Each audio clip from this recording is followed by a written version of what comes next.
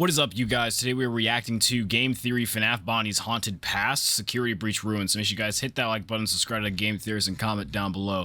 Let's get into this bop. A portion of today's episode is sponsored by Delta Force. So I want to see what Matt Pat thinks about Ruin. Sun and Moon, daycare after the game Whatever came you call out. him, I have one question for you. Why? Why is he here? He was randomly introduced in Security Breach, and sure, he managed to deliver one of the hardest, scariest parts of that game, but yeah, really it was very ask annoying when yourself, it dropped. what or who is this thing? In a series that doesn't do coincidences, one already full of a Strange core in the band Bonnie of video, we're animatronics starting off with the old and new moon. faces, as well as deep cut returns like the Music Man. Why introduce a Still loves the completely Music Man random joke. character completely disconnected from everything else? Honestly, I wasn't sure, and I didn't really talk about him in my theories for Security Breach, but it definitely Yeah, it really is kind of weird how they did just bring in like Sun and Moon and Eclipse for like one section of the game, and they just barely get like mentioned ever. bugged me in the back of my mind. And now, here he is again in Ruin, and not only is he back, he's got more collectibles than literally any other character. 4 masks, 2 pinatas, 2 plushies, I got one of and the 2 pinatas. golden plushies. Which is especially strange when main characters like Roxy and Chica only have like 1 or 2 items tops. What is the deal with this thing? Well, give him a nice close-up look. And now, watch the clip of the Mimic from the end of the game. You see anything interesting? It's the teeth. The teeth are the same. Each one individually attached and able to articulate itself. Eclipse, in some way, is related to the Mimic. And knowing how old the Mimic Imagine is, it's like a step Mimic aside there, beta Chica. mode? Eclipse was the first. He has truly seen everything. He's truly seen everything. Was that a reference to the Hello, Internet. Welcome to Game to FNAF's Theory, a show Ultimate that has Custom Night valid thing? theories, no eggs required. My theory is the valid theory. Matt Pat can suck an egg. This Dang. one's for you, Mark.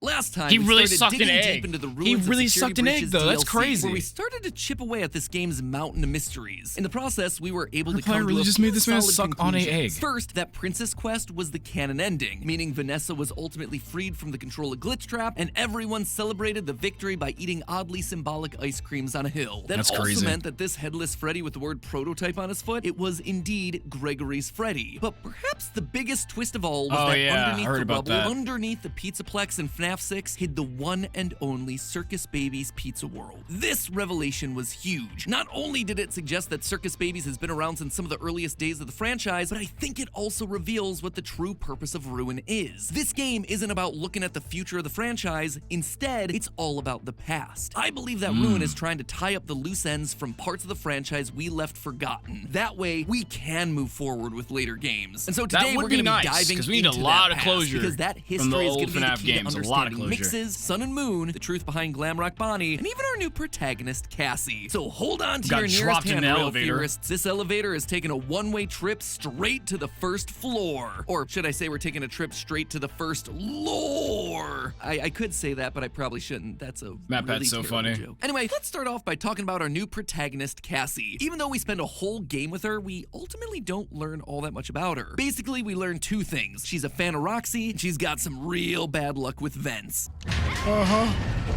That's like the whole running joke. Every time she entered an event in the game, I just knew. This vent is creaky. I really hope it's...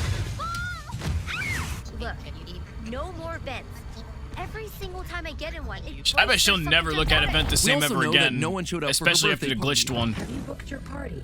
I'm sure your friends will show up this time. Well, no one except for Gregory, which is why she's so determined to save him. It's kind of cute. But aside from that, there's not a whole lot else about her. In fact, in an odd twist, we actually learn more about her dad than Man, we do screw about Gregory. I A hate him. fast wrench. Drop me down an elevator. It's just like my dad's. And it's not just in random throwaway lines either. Thanks to the AR collectibles found throughout the game, we get a ton of information about Cassie's father. That her Wait, dad really? used to collect old Freddy and Friends lunchboxes. Oh. That Bonnie was his Thought he was favorite only mentioned character. That he once. refused to tell Cassie why Bonnie got replaced. And notice how every line describing him is written in the past tense, implicitly Used to, telling us that her was, dad is no wouldn't. longer around. There is a lot in here. It would be fine if she just offhandedly mentioned her dad once, but the fact that Steel Wool has put multiple references in here means that this character has to be important in some way. But That how? Discord And more sound scared me. importantly, why? Well, for Cassie to say that her Faz wrench is just like her dad's makes it Anyway. pretty darn obvious that he not only worked for Fazbear Entertainment, but he was also a technician. Throughout the years, we've encountered a handful of technicians, mostly in the books. They're usually adjusting rides, fixing animatronics, nothing too exciting. However, Yeah?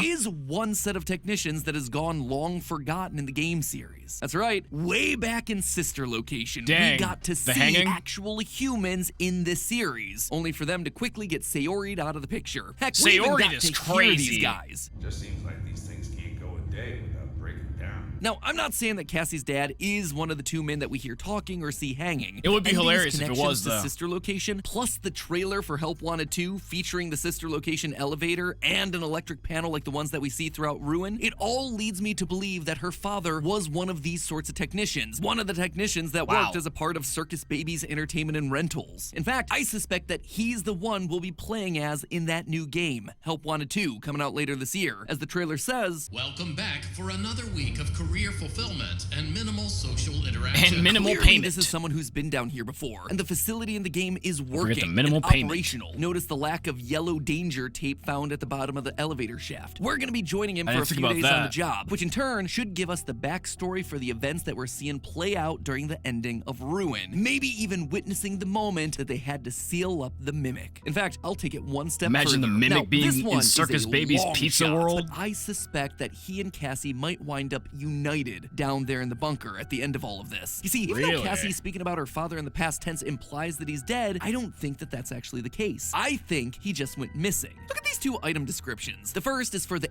AR Bonnie mask, which reads, "What happened to you?" You might interpret that to be, "What happened to you, Glamrock Bonnie?" But Yeah? that's not true. First, this is an AR mask of the original Bonnie. It's a mask first True? seen in Help Wanted 1 as part of the Trick or Treat minigame. It actually far predates the That looks Pizzaplex. like a But terrifying secondly, and mask. More importantly, Cassie actually knows the truth about what happened to Glamrock Bonnie. She knows that it was Monty Gator who eliminated him from the picture. In a later Beat him item to death description, even. this Yeah. time for the AR Glam Monty plush, the description reads, "It's hard to look at." Why? Hard Why to would look the at? only Monty item that Cassie can collect in the entire game be so hard to look at? Well, it's because she knows what he did. She knows that Monty's guilty, violent, responsible for trashing Glamrock Bonnie. And as a result, Cassie has a hard time looking at him the same way again. So wait, if the line "What happened to you" isn't about Glamrock Bonnie, then who is it about? Well, it's about her dad. He disappeared one day and they don't know where or why. That's why she refers to him in the past tense. But that then leads us to another question. Why is she reminded of him with that particular item, the Bonnie mask? Just because Bonnie was his favorite? No. I suspect it's because her father wore that Bonnie mask. And not only Why did he would wear that it, he be? wore it during the single most infamous scene in the entire franchise, the Bite of 83. Was Wow. that the bite of 87? No, Mark, no, it wasn't. My theories are the only Was that the valid Bite of theories. You 87? go lick a stick. I'm saying wow. that Cassie's Why you dad put it in his is mouth the like that? Bonnie bro. Hey, yo. Now, that at first might seem like a stretch, but again, remember what prompts the memory of her father. An old mask of the original Bonnie, just like Bonnie bro wore on that fateful day all those years ago. What's more, notice what's missing from all these collectibles. You have a Bonnie mask and a Foxy mask, but no Freddy, Freddy? no Chica mask. It's suspicious, right? Like, why? Why would Steel Wool include such a random and, more importantly, incomplete collection of memorabilia? It's clearly them trying to tell us something, that this mask is connected to the Foxy mask, the one that Michael wore during the Bite of 83. What's more, Cassie's dad is clearly established to be a massive fan of the Freddy's franchise. That would be strange if One of the collectibles in true. Ruin are these cute little Freddy and Friends lunchboxes that we're told he used to collect. Now, Freddy and Friends was a cartoon series created by Steel Wool to help promote the release of Security Breach a couple years ago. It was animated in the style of old Hanna-Barbera cartoons. Similar Wish to they things need to like do this Scooby-Doo, again. Yogi Bear, the Flintstones, old shows that actually started in the late 60s but remained popular throughout the 70s and the 80s. Dates that And are still very popular nicely today. line up with Fredbear's Family Diner being open. And that's not all the proof we have here. Notice how these lunchboxes have a classic metal design with a metal handle on top? They're very similar Yeah. to designs that we saw popular for kids' lunchboxes that existed between the 50s and the 80s. But here's the thing, Could not we don't imagine even bringing need to a go as lunchbox far like as that to masks school, and or a lunchboxes and lunchbox in cartoons. general, Pull honestly. up, Cassie. Pull up Bonnie, bro. Can you guess where I'm going with this? Can you?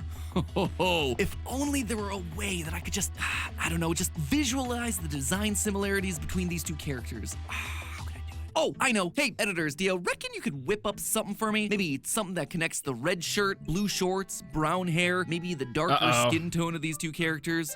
Yes, beautiful. It's like a work of art. Pièce de résistance. I mean, he's really comparing two models like this. But that then brings us back to the question of why. Why pick Bonnie Bro of all I feel like people? Twitter's Just gonna an have fun Easter with egg, that one. Random reference to a past character? I don't think that's it. For 9 years now, FNAF has been the story of one family, the Aftons. This was their tale. Their lives, their mistakes, their deaths, their resurrections, all of it culminating in that FNAF 6 fire. But with the introduction of characters like Bonnie Bro as Cassie's father, we're being told that we need to widen our scope, not just focus on the Aftons, but rather to those around them. I still believe FNAF 1 through 6 is the It would be interesting to see Afton multiple story, but this different new families era of too, yeah. FNAF, it's about how the actions of the See what Aftons Cassie's during actual their story family's like. affected the people around them. The ripple effects, the collateral damage. Bonnie Bro was just a kid who grew up loving Bonnie, loved watching the show made by his best friend's dad. But when that friend, Michael Afton, roped him into a prank that went horribly wrong, he never lived it down. He went on to study robotics and become a technician so that it would never happen again. And Ruin just keeps on digging up the past, because now I want to talk about arguably the most confusing character across the entire franchise, Eclipse. But for appearance of someone else, a character from FNAF this time, the daycare attendant. In general, Sun and Moon, they just don't work. They're a court jester, which makes sense inside of a castle-themed daycare, but not in the whole 80s-tastic, futuristic pizzaplex. So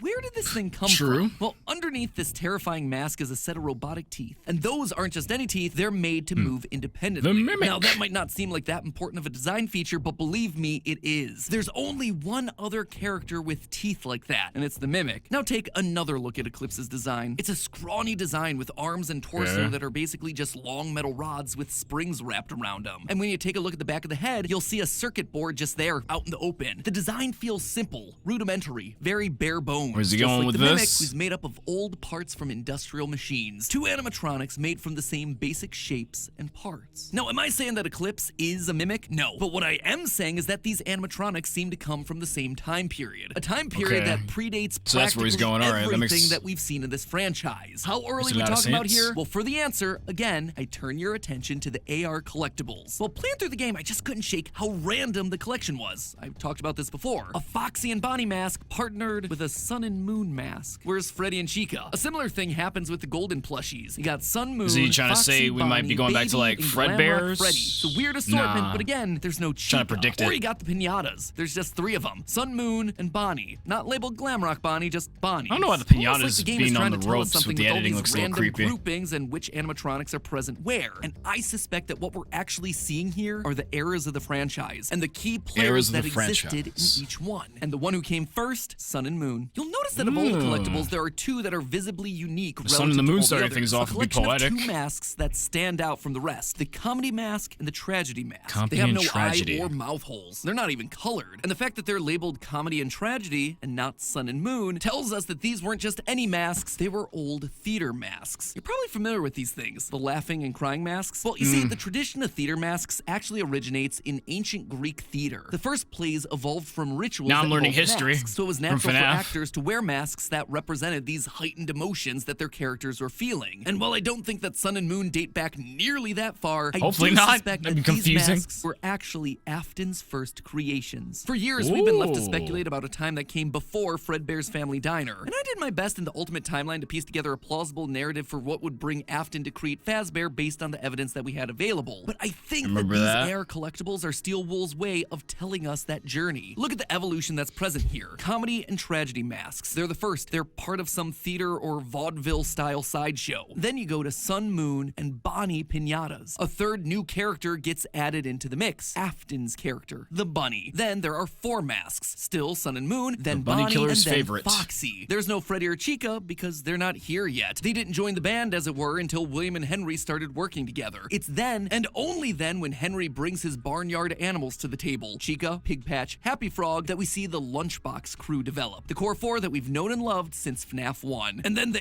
AR plushies are just everyone who's currently relevant inside of the pizza place. I honestly think we just need a Fredbear's game to clear this up. That's been That's just my opinion. As for the golden plushies, I'm not quite sure what Need they're to meant see the to be. early That one remains to be days. seen. Regardless, that progression of character development would explain why Afton's solo adventure after the closure of Freddy's was circus-themed. He's had himself a jester and jester-adjacent characters for years. Though, I would like to point out very strongly that a jester and circuses are not one and the same thing. A clown not? is is not a jester, and a jester is not a clown who works at a... Oh, wait, I was about to think about it, but here he is explaining it. My bad, my bad.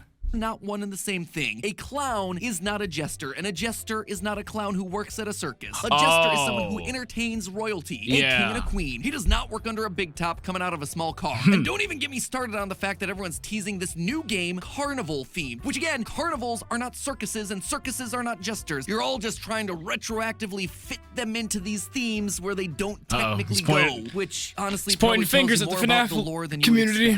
They're gonna fight him. They're gonna fight him back. Sorry, I got a little sidetracked there. Anyway, we know thanks to the tales from the Pizzaplex that a jester costume was present all the way back when the original Mimic was made. Quote, Dominic's flashlight glow picked out a brown Freddy Fazbear costume, a yellow Chica costume, a Foxy costume, a Bonnie costume, and a couple bright pink and yellow-green court jester costumes. And it's clear that the jester idea persisted throughout all of Afton's Man, these books are coming in handy. In the epilogues of the Tales from the Pizzaplex book, we also read this. Quote again, as soon as Lucia's hand slipped into the jester costume sleeve, she recoiled and snatched her hand back. What is it? Kelly asked. It's okay. I just almost got into a spring-lock suit is all. The jester costume developed from just a normal costume into a spring-lock suit. Suits, which were definitely used in Circus Baby's Pizza World. Try not to wiggle, though. You're inside something that came from my... Man, so we're gonna get a carnival game, or I don't care. I know I just listened to the explanation. We're gonna get something carnival or clown themed or what the hell ever, but we're not gonna get a Fredbear's game. We're not gonna get a Fredbear's location. Yeah, you guys could say FNAF 4 was technically that, but I want to get the old left and right, shut the animatronics on Fredbear and Spring Bonnie experience, man. Old pizzeria. I don't think it was ever We're gonna get the carnival before we get Fredbear's in the FNAF 1 theme. The Springlock suit in the epilogue also has a mask that matches up almost perfectly with our daycare attendant. One final quote. Lucia stepped up to the costume, suppressing a shiver at the jester's leering, toothy grin and its wide eyes. And the best part is, thanks to the Mimic, I think I can pinpoint exactly when Circus Babies started and eventually fell through. I decided to look a little deeper into the room just before the Mimic chase. It's an old room filled with shattered security nodes, propane tanks, and the Mixis hub, all connected to a computer which we can use to free the Mimic. Now, the majority of people have been assuming that Mixis is Gregory's doing. His backpack is down there after all, and the Mimic has his walkie-talkie, but something just didn't add up to me. The computer controlling the Mixis server is way, way older than any of the other technology that we see throughout the Pizzaplex. We've got camera galleries, modern office spaces, even portable security camera viewing stations, but this super important system for keeping the killer robot under lock and key is using only an old CRT monitor? Yeah, no, that doesn't feel right to me. And this computer isn't just any computer, its design matches those from the 1980s. Specifically, it reminds me of the IBM PC-JR. Computers the hell is that? In, get this, 1984. Mixis has been around for a long time, trying to keep the Mimic locked away, but why? Well, I think I have an answer to that. An answer that also gives us an explanation for why Mixis shows itself as a blue rabbit. See, I don't think Afton only copied physical characteristics from the Mimic to make animatronics like Eclipse. I think he also took its software to speed up his creation process. I think that this was one of the ways he was able to populate Circus Baby's Pizza World with the Funtime animatronics. As John from the channel FNAF has been quick to point out time and time again, almost all of the Funtimes have themselves a very specific... I love seeing all the theorists collab and mention each other. It feels like a little mini connected universe within the FNAF community.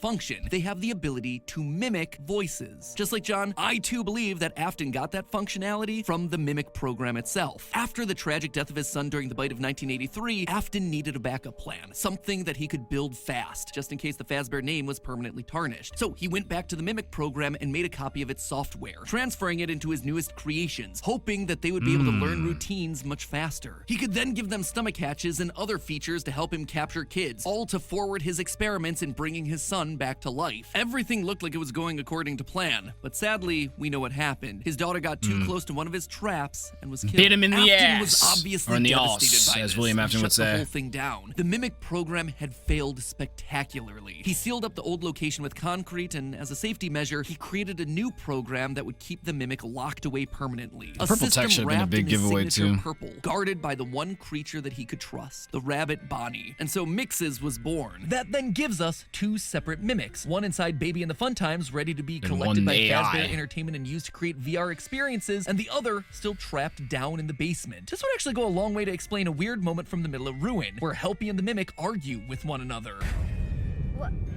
What happened to it?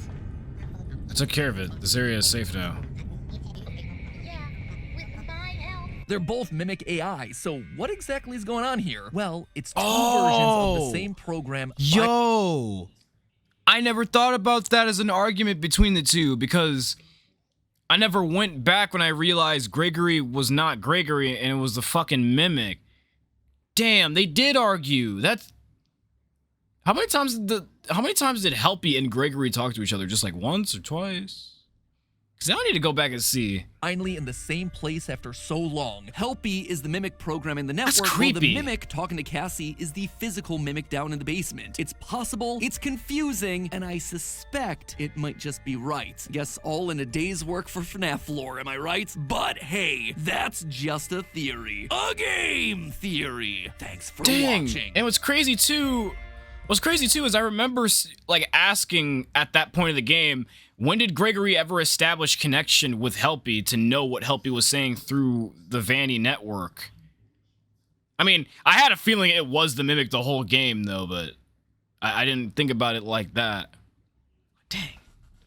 Well, at least Matt Pat opened my eyes to that part, and at least that can be I think that can be confirmed like a canon argument, because like I know the whole video is a theory, but I feel like that's actually like canon though, like the whole argument. But anyway, I'm getting off track. Y'all know how slow I am. Make sure you guys hit the like button, comment down below, subscribe for more to become a Kister today if you guys want more Matt Pat, and I'll see y'all later. Peace out.